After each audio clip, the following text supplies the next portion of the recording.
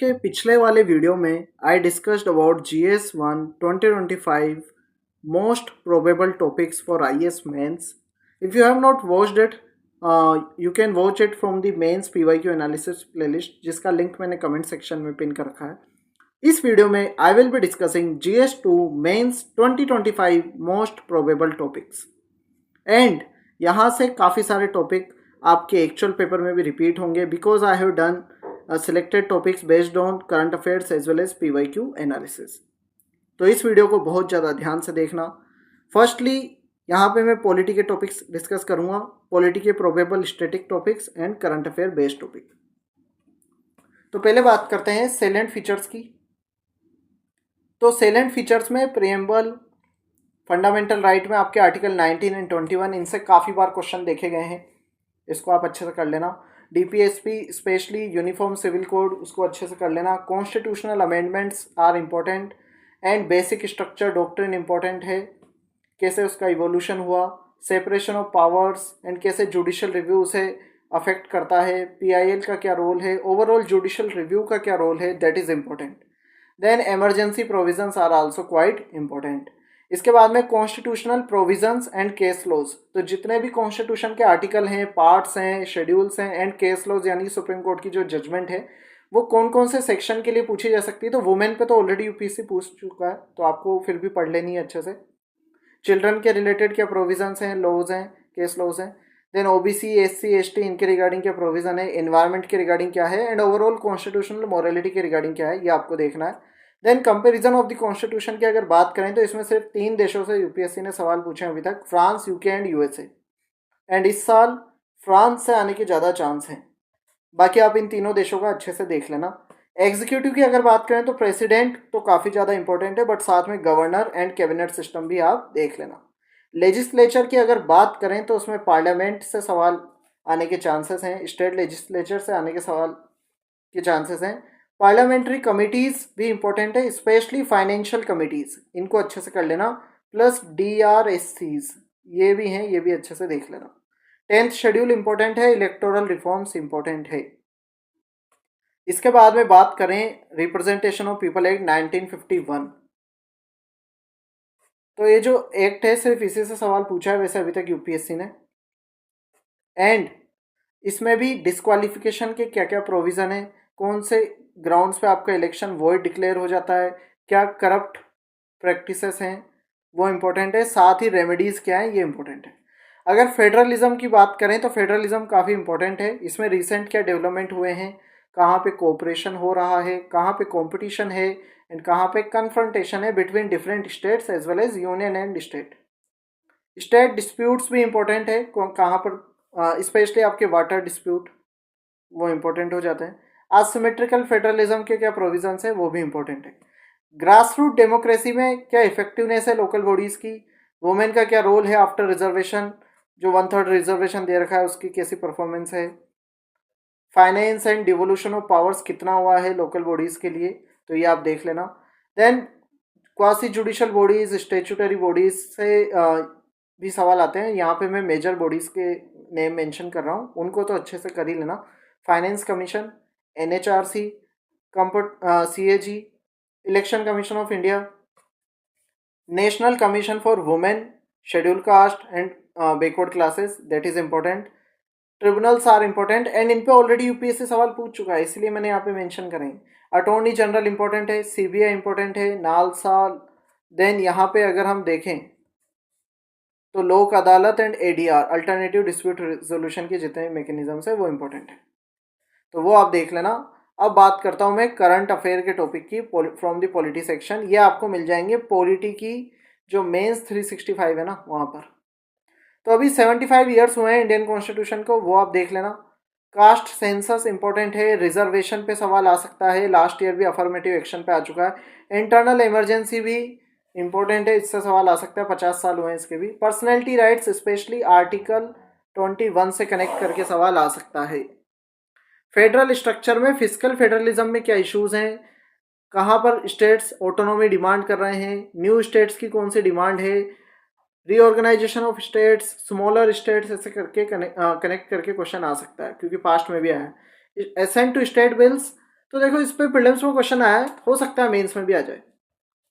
Then parliament and state legislature की functioning की बात करें तो पार्लियामेंट की जो प्रोडक्टिविटी डिक्लाइन हो रही है, डिसरप्शन हो रहे हैं, उससे सवाल आ सकता है। डेप्यूटी स्पीकर की पोस्ट अभी भी वेकेंट है, काफ़ी सालों से, अराउंड 9 ईयर से वेकेंट है, तो इस पे सवाल आ सकता है डेप्यूटी स्पीकर पे।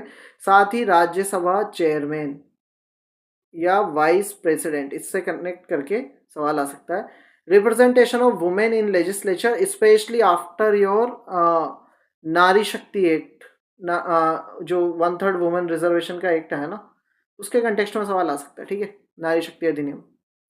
इसके बाद में बात करें क्वासी जुडिशियल बॉडीज जो न्यूज़ में थी, तो एंड जुडिशरी से कनेक्ट करके, तो क्रिमिनल लॉज रिफॉर्म एक्ट, ये लास्ट ईयर GS4 में आया था, इससे सवाल, ठीक है, हो सकता है इस साल सवाल आ जाए। बेसिक लेवल पे देख लेना, विटनेस प्रोटेक्शन स्कीम देख लेना, फ्री लीगल एड तो इंपॉर्टेंट है ही सही, आर्टिकल 142 भी इंपॉर्टेंट है, ग्राम न्यायालय आर इंपॉर्टेंट। देन ये जो बिल आया arbitration and conciliation amendment bill, ये भी अच्छे से देख लेना, ड्राफ्ट बिल है, ADR से कनेक्ट हो रहा है इसलिए ये इंपॉर्टेंट है। Role of AI in judiciary and law enforcement, ये भी इंपॉर्टेंट हो जाता है, आर्टिफिशियल इंटेलिजेंस का कैसे यूज करा जा सकता है। इलेक्शंस की बात करें तो election commission of India, state election commission, delimitation commission, इनसे सवाल आ सकते हैं, ये अभी न्यूज़ में रहे क्योंकि। देन मिसलेनियस में अगर देखें तो RTI एक्ट, इससे सवाल आ सकता है, 2005 का ये है, और 2025 यानी 20 साल हो रहे हैं, ठीक है। वक्फ अमेंडमेंट एक्ट, ये तो बहुत ही ज़्यादा इंपॉर्टेंट है, इस साल ही आया था और काफ़ी ज़्यादा न्यूज़ में भी था। लोकपाल एक्ट एंड लोकायुक्ता से सवाल आ सकते हैं। एंड नीति आयोग पे GS3 में UPSC ने सवाल पूछा था, अभी 10 ईयर्स इसके हुए हैं, तो हो सकता है इससे सवाल आ जाए। तो ये थे पॉलिटी के टॉपिक्स। अब बात करेंगे हम गवर्नेंस के टॉपिक्स की। तो इसमें इंपॉर्टेंट एस्पेक्ट ऑफ गवर्नेंस, जिसमें लोकपाल का क्या रोल है, क्योंकि ये न्यूज़ में रहा है इसलिए, एंड कैसे मोरलिटी डिक्लाइन कर रही है पब्लिक एडमिनिस्ट्रेशन में, करप्शन कैसे हो रहा है, एंड इस पे आपके GS4 से भी रिलेट करके इस पे सवाल आ सकता है। ई गवर्नेंस काफ़ी ज़्यादा इंपॉर्टेंट है, काफ़ी बार सवाल आया है, फोर्थ इंडस्ट्रियल रिवोल्यूशन से कनेक्ट करके सवाल आ सकता है, डिजिटल रिवोल्यूशन से कनेक्ट करके। साथ ही AI का क्या रोल हो सकता है ई गवर्नेंस में। देन सिटीजन चार्टर पे सवाल आ सकता है। ई गवर्नेंस की अगर बात करें तो उसमें इफेक्टिवनेस कैसे इंश्योर करी जा सकती है, कैसे ट्रांसपेरेंसी अकाउंटेबिलिटी इंश्योर करता है। RTI की रिगार्डिंग क्या रिसेंट डेवलपमेंट है, RTI इंपॉर्टेंट है, इसको अच्छे से पढ़ लेना, इससे सवाल आ सकता है। Development process and development industry, ये लाइन दे रखी है सिलेबस में। अब इस पे कहाँ से सवाल आ सकते हैं, तो चैरिटीज एंड ट्रस्ट का क्या रोल है, इस पे वैसे पास्ट में पूछा जा चुका है सवाल। डोनर एजेंसीज का क्या रोल है, कैसे कॉम्पीट करते हैं कम्युनिटी पार्टिसिपेशन से, एंड कैसे दोनों का बैलेंस इंश्योर करा जा सकता है। देन NGO सिविल सोसाइटी का क्या रोल है पब्लिक सर्विस डिलीवरी में। सेल्फ हेल्प ग्रुप काफ़ी ज़्यादा इंपॉर्टेंट है, कैसे वो डेवलपमेंट गवर्नमेंट इनिशिएटिव्स को इम्प्लीमेंट करने में रोल निभा सकते हैं। सेल्फ हेल्प ग्रुप, वो बैंक एंड वुमेन, इन तीनों को कनेक्ट करके कैसे पुअर्टी को रिड्यूस करा जा सकता है। सेल्फ हेल्प ग्रुप का ग्रुप्स का रूरल एरियाज में क्या रोल है, माइक्रो फाइनेंस में क्या रोल है, NGOs इन्वायरमेंट और डेवलपमेंट में क्या रोल निभा सकते हैं, and overall non state actors का क्या रोल है डेवलपमेंट में, गवर्नेंस में, तो उससे कनेक्ट करके सवाल आ सकता है। प्रेशर ग्रुप की अगर बात करें तो प्रेशर ग्रुप में आपका स्ट्रक्चर एंड फंक्शनिंग कैसी है उनकी, ये बेसिक स्टैटिक पार्ट है, इसको कर लेना। फॉर्मल इनफॉर्मल प्रेशर ग्रुप्स कैसे होते हैं, क्या डिफरेंस होता है, वो देख लेना। फार्मर ऑर्गेनाइजेशन, बिजनेस एसोसिएशन, इन पे ऑलरेडी UPSC सवाल पूछ चुका है।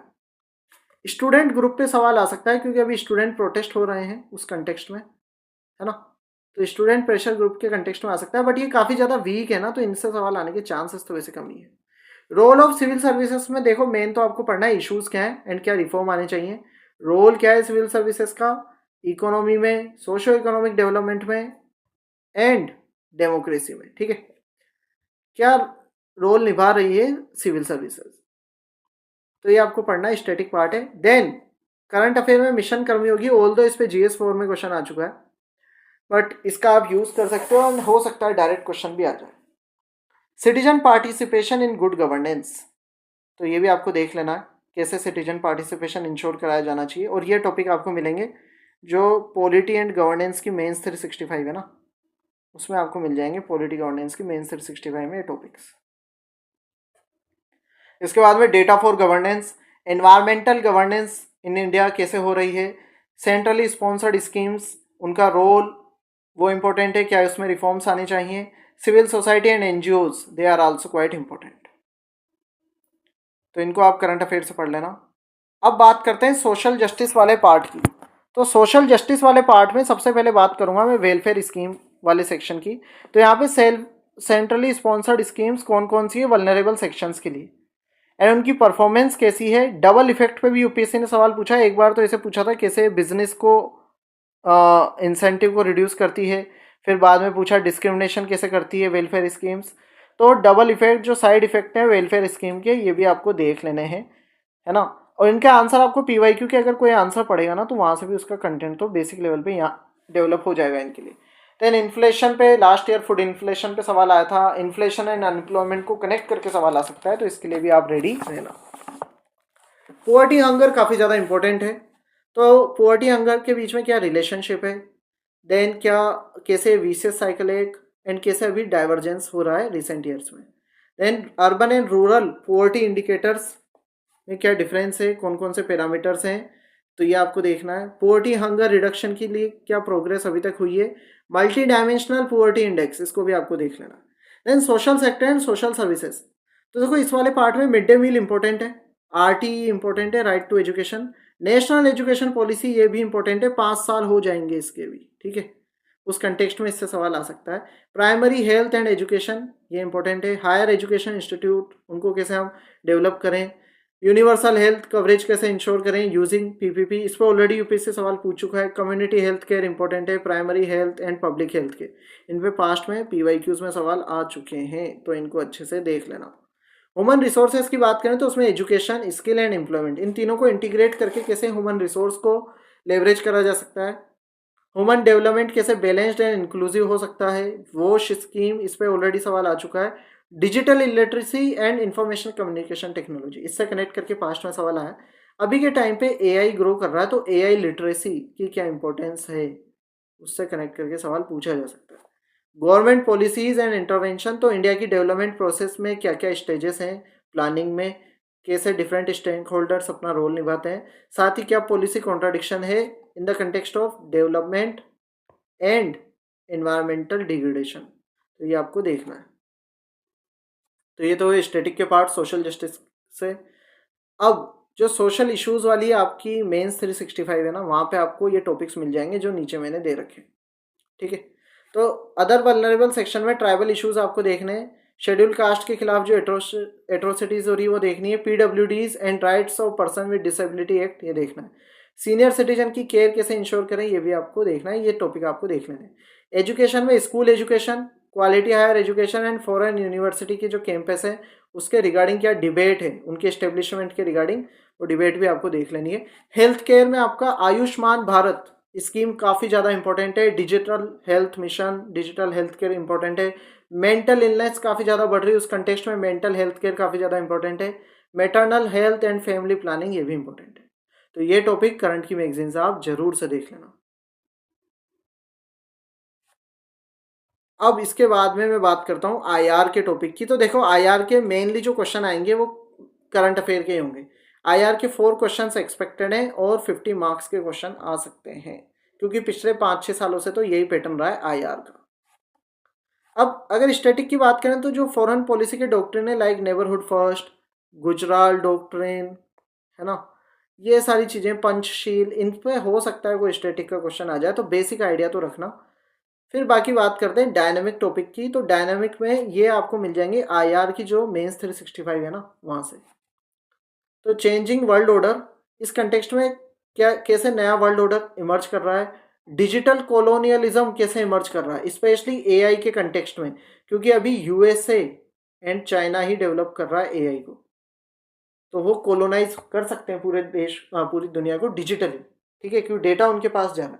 तो उस कंटेक्स्ट में सवाल आ सकता है। इंडिया का क्या रोल है ग्लोबल पीस मेकर के कंटेक्स्ट में। देन ग्लोबल साउथ में इंडिया का क्या रोल है। मल्टीलेटरल डेवलपमेंट बैंक्स वो कैसे ग्लोबल साउथ में रोल निभा रहे हैं, बट इसके चांसेस थोड़े से कम है ना, ये वाले टॉपिक ज़्यादा इंपॉर्टेंट है। मिनीलेटरल्स एंड इंडिया कैसे पार्टिसिपेट कर रहा है, ये इंपॉर्टेंट है, ठीक है। आईआर के जितने भी क्वेश्चंस होंगे वो डायरेक्टली इनडायरेक्टली इंडिया से ही कनेक्टेड होंगे, ठीक है। चाइना प्लस वन स्ट्रेटेजी के तहत कैसे इंडिया इमर्ज कर रहा है, क्योंकि देखो अभी यूएसए वर्सेस चाइना काफ़ी ज़्यादा चल रहा है, तो चाइना को रिप्लेस करने के लिए इंडिया वियतनाम ये सब कर रहे हैं, तो इंडिया कैसे इमर्ज कर सकता है, तो ये आपको पढ़ लेना, विजन की आईआर मैगजीन में आपको मिल जाएगा। स्पेस डिप्लोमेसी इंपॉर्टेंट है, सॉफ्ट पावर डिप्लोमेसी इंपॉर्टेंट है, आर्कटिक गवर्नेंस, आर्कटिक पे वैसे काफ़ी बार सवाल आ चुके हैं, GS1 में तो आ चुके हैं मल्टीपल टाइम, तो आर्कटिक गवर्नेंस और इंडिया की पोलर डिप्लोमेसी कैसी है उस पर सवाल आ सकता है। न्यूक्लियर वेपन आर्सेनल जो है वो इंक्रीज हो रहा है, बढ़ रहा है, उस पर आ सकता है। डायस्पोरा तो बहुत ही ज़्यादा इंपॉर्टेंट है, इस पर भी सवाल आ सकता है।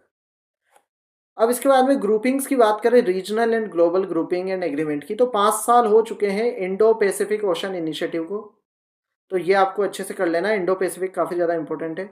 देन इंडिया जो ईस्टर्न वर्ल्ड है उसके साथ इंगेज करता है ब्रिक्स एंड स्को के जरिए, तो ये दोनों पढ़ लेना। देन वेस्टर्न वर्ल्ड के साथ इंगेज करता है India through quad, G20, G7 and NATO, इनके जरिए, तो ये आप पढ़ लेना, ठीक है। ये दोनों साथ में पढ़ना और ये सब साथ में पढ़ना। इसके बाद में नेबरहुड से कैसे इंगेज करता है इंडिया, तो साउथ एशिया के लिए तो है सार्क, फिर आप साउथ एशिया से साउथ ईस्ट एशिया के बीच में जाओगे, यानी कि बांग्लादेश, थाईलैंड, ठीक है, म्यांमार, तो वहाँ पे बिम्स्टेक आ जाता है। And then South East Asia के लिए तो आसियान है, तो इनके फीचर्स, इनकी इंपॉर्टेंस ये भी पढ़ लेना और कंपेयर भी कर लेना, स्पेशली सार्क एंड बिम्स्टेक को। तो देन इसके बाद में बात करें नेबरहुड के रिलेशनशिप, तो ये भी काफ़ी इंपॉर्टेंट है, नेबरहुड फर्स्ट पॉलिसी से सवाल आ सकता है। इन चाइना तो वैसे ही ऑलरेडी इंपॉर्टेंट है, और अभी 75 ईयर्स हुए हैं इंडिया चाइना रिलेशंस को, तो उस कंटेक्स्ट में सवाल आ सकता है। चाइना पाकिस्तान इकोनॉमिक कॉरिडोर अभी अफगानिस्तान में एक्सटेंड कर रहा है, इस पर सवाल आ सकता है। इंडिया पाक रिलेशन पे सवाल आ सकता है in the context of operation Sindoor, ठीक है, ये जो होता है इस कंटेक्स्ट में। देन शिमला एग्रीमेंट पे काफ़ी डिबेट हो रही थी, इंडस वाटर ट्रीटी का बार बार पीएम मोदी भी मेंशन कर रहे थे, तो इस पे सवाल आ सकता है, जिसके बारे में पीएम मोदी बार बार बोले उस पर सवाल आ सकता है। श्रीलंका पे सवाल आ सकता है, श्रीलंका रिलेशन पे, अफगानिस्तान में कैसे शिफ्ट हो रहे हैं इंडिया के relation, Bangladesh, Maldives, Indian ocean region, इन पे सवाल आ सकता है। Then bilateral grouping and agreement की अगर बात करें, तो यहाँ पे वेस्ट एशिया से सवाल आ सकता है, जापान इंपॉर्टेंट है, साउथ ईस्ट एशिया इंपॉर्टेंट है, specially in the context of act east policy, जिसके अभी 10 साल हो चुके हैं। सेंट्रल एशियन रिपब्लिक से सवाल आ सकता है, लास्ट अभी पास्ट में आया है ना। देन अफ्रीका से सवाल आ सकता है, यूएसए से काफ़ी ज़्यादा चांस है सवाल आने के, बिकॉज यूएसए अभी प्रोटेक्शनिस्ट पॉलिसी अपना रहा है एंड भारत पे भी टेरिफ लगा रहा है इस कंटेक्स्ट में। एंड इंडिया रशिया रिलेशन पे भी सवाल आ सकते हैं। देन इंस्टीट्यूशन एजेंसीज की अगर बात करें, तो उसमें यूएनएससी से सवाल आने के चांस है, यूएन पीस कीपिंग से आने के चांस है, एंड इकोसोक इकोनॉमिक एंड सोशल काउंसिल से आने के चांस है। क्यों? क्योंकि यहाँ पे तो इंडिया अभी रिसेंटली इलेक्ट हुआ है। फिर भी अगर आपको कुछ एक्स्ट्रा में पढ़ना हो तो यूनेस्को आप पढ़ लेना, IMM वही पढ़ लेना, ठीक है, बाकी ये 3 तो इंपॉर्टेंट है।